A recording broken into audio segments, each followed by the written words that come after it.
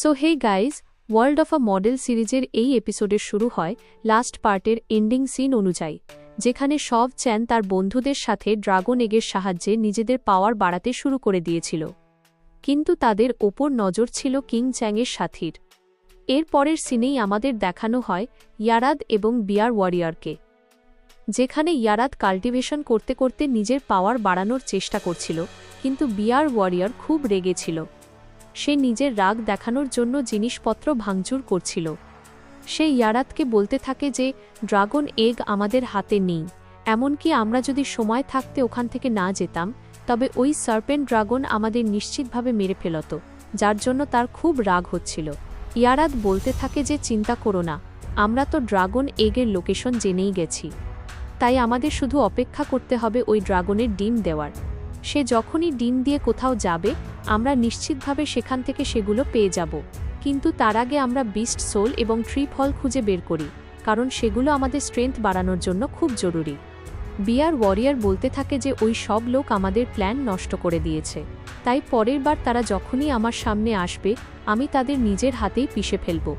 আমি তাদের টুকরো টুকরো করতে চাই।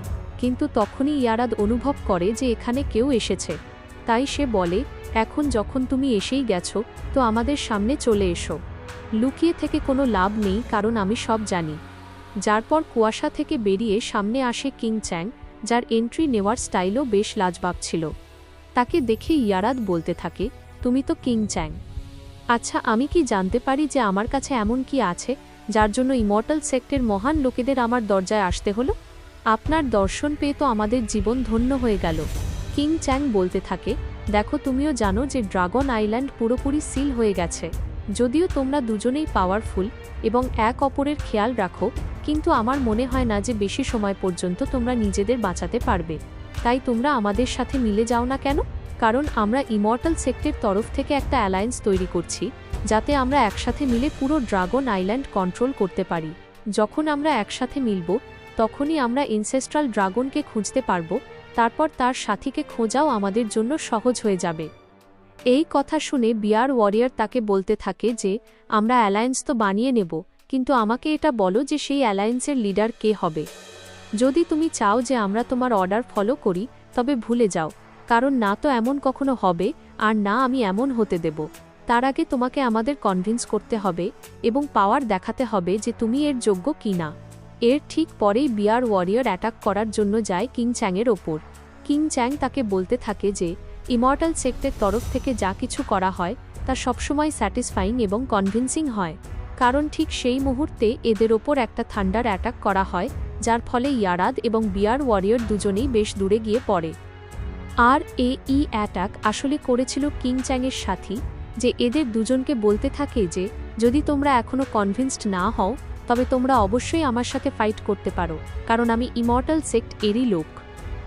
এটা দেখে ইয়ারাদ তাকে বলতে থাকে যে হ্যাঁ, আমি জানি যে তুমি একজন স্পেল কাস্টার যার কাছে গড লেভেলের পাওয়ার আছে এবং তুমি বেশ স্ট্রংও, কিন্তু তোমাকে একবার আমার স্পিরিচুয়াল প্ল্যান্টের সাথেও দেখা করা উচিত।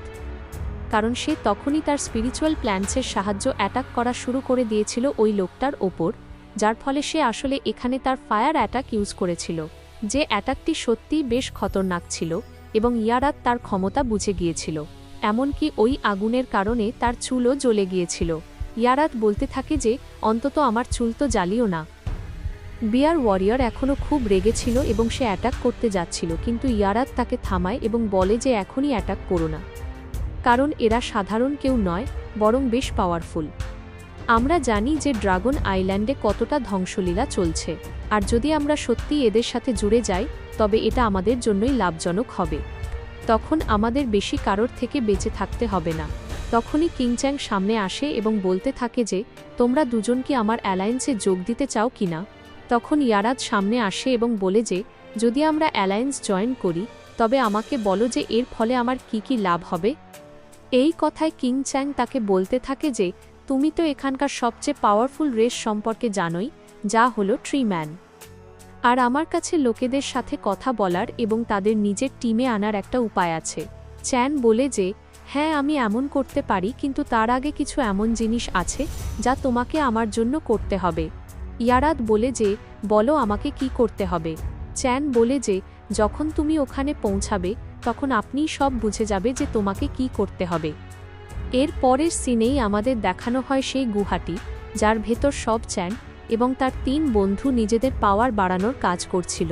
তারা এনার্জি তো নিচ্ছিলই, সাথে সাথে সব চ্যানও তার পাওয়ার বাড়িয়ে নিয়েছিল। যেখানে তখন গুহার বাইরে ইয়ারাদ পৌঁছে যায়।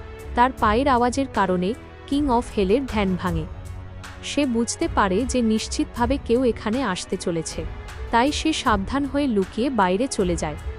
সত্যিটা জানার জন্য সে যখনই বুঝতে পারে যে কেউ আসছে, সে তখনই বাকি 2 সাথীকেও জাগিয়ে দেয়। কিন্তু এখনও সব চ্যানের কাল্টিভেশন এবং ব্রেক থ্রু কমপ্লিট হয়নি, যার ফলে এই সময় এর বিপদ এই 3 জনকেই সামলাতে হবে। তারা দেখে যে এখানে সেই লোকরা এসেছে যারা ডিম চুরি করার জন্য এসেছিল, তাই তারা প্ল্যান বানাতে থাকে যে এখন আমরা সব চ্যানকে ডিস্টার্ব করতে পারবো না, এখন যাই সমস্যা হোক আমাদেরই সামলাতে হবে। যেখানে ইয়ারাদ এবং বিয়ার বিস্ট সামনে যেতে যাচ্ছিল, তখন বিয়ার বিস্ট দেখে যে ভেতর থেকে কেউ আসছে। সামনে থেকে ওই 3 জন ঘোস্ট আসছিল, যাদের দেখে বিয়ার ওয়ারিয়র এর রাগ আরও বেড়ে যায়। ইয়ারাদ বলে যে তার মানে কিং চ্যাং এদের ব্যাপারেই কথা বলছিল। চলো, ভালো হলো যে সে আমাদের শত্রুদের সামনে পৌঁছে দিয়েছে, কিন্তু বুঝতে পারছি না যে সে আমাদের ঝামেলার ব্যাপারে জানল কিভাবে। বিয়ার ওয়ারিয়র বলে যে দেখো কিভাবে জেনেছে তা ম্যাটার করে না, এই মুহূর্তে সবচেয়ে জরুরি হলো এদের মেরে ফেলা। আর এদের সাথে যে ছেলেটি ছিল সে নিশ্চয়ই এই গুহার ভেতর লুকিয়ে বসে আছে, তাই সবচেয়ে আগে এই 3 জনকে শেষ করতেই হবে। তারপর আমরা গুহার ভেতরে যাব, ওই বাচ্চাটাকে মারব এবং ডিমগুলো ফেরত নিয়ে আসব।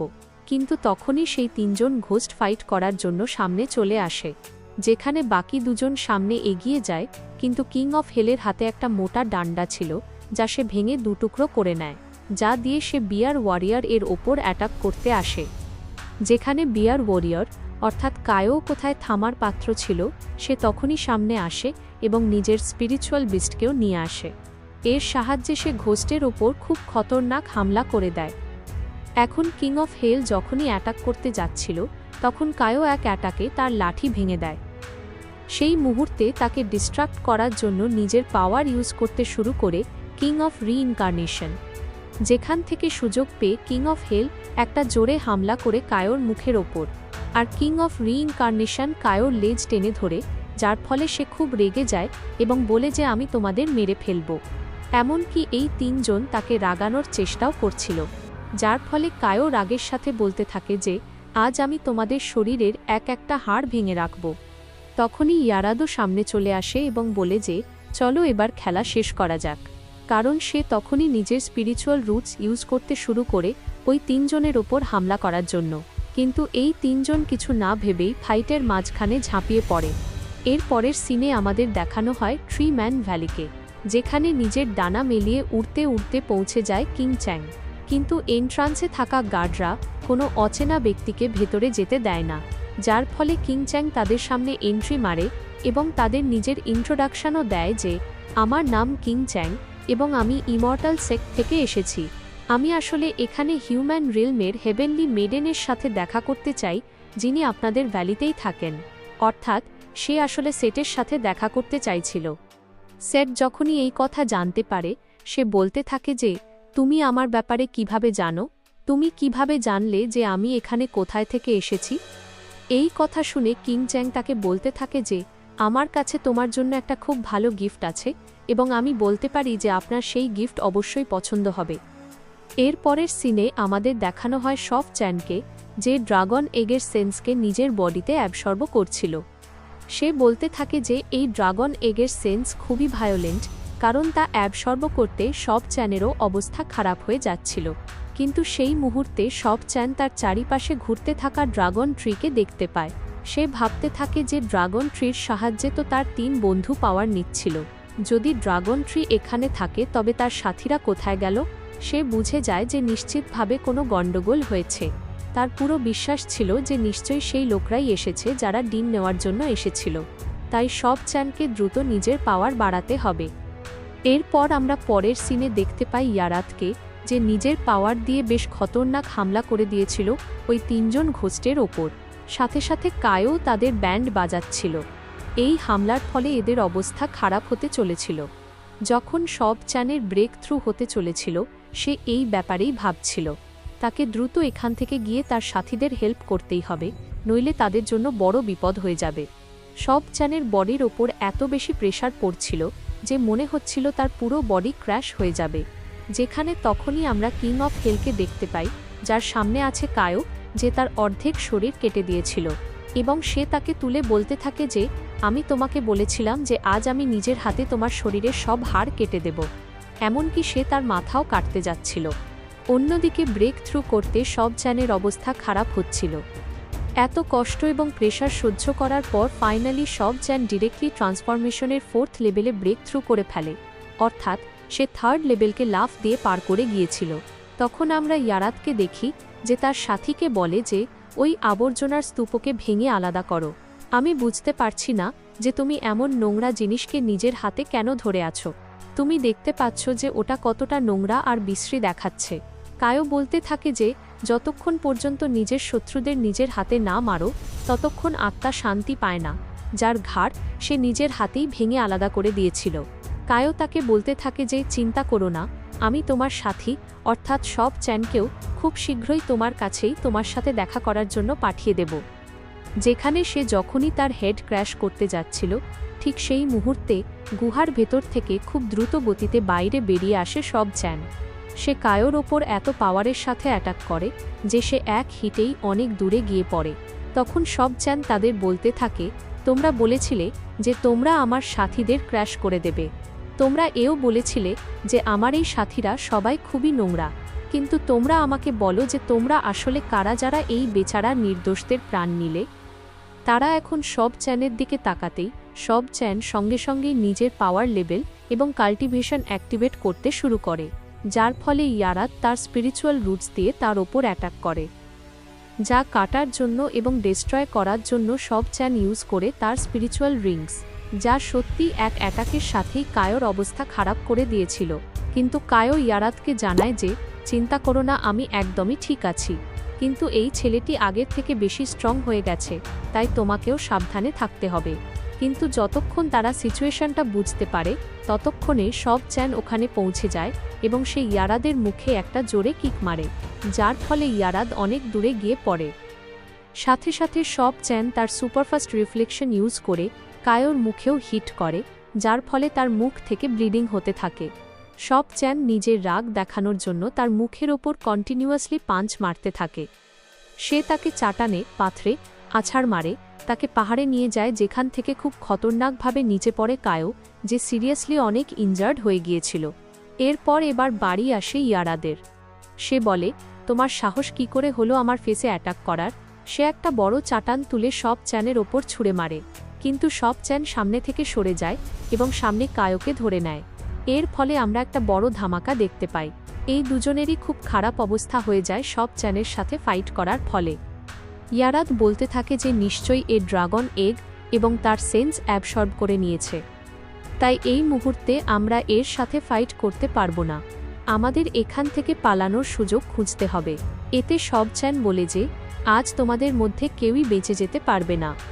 সে সঙ্গে সঙ্গেই তার ট্রান্সফরমেশনের 4th লেভেলের পাওয়ার অ্যাক্টিভেট করে নেয় এবং তাদের ওপর অ্যাটাক করার জন্য পৌঁছে যায়। কিন্তু তখনই সব চ্যানের সামনে এন্ট্রি মারে এক ট্রিম্যান, যার ওপর বসে আসলে এখানে এসেছিল সেট চা চ্যান। সব চ্যান তাকে বলে যে তুমি আবার আমার রাস্তায় চলে এলে, এগুলো আসলে কিং চ্যাং করিয়েছিল। সে বলতে থাকে যে প্রিন্সেস, এই হলো সেই গিফট। আমি বলেছিলাম যে আপনার এটা নিশ্চয়ই পছন্দ হবে। আমি এই উপহারটি আপনার জন্য খুব ভালোভাবে সামলে রেখেছিলাম। অর্থাৎ এবার নেক্সট এপিসোডের মধ্যে হতে চলেছে গ্র্যান্ড লেভেলের ব্যাটেল।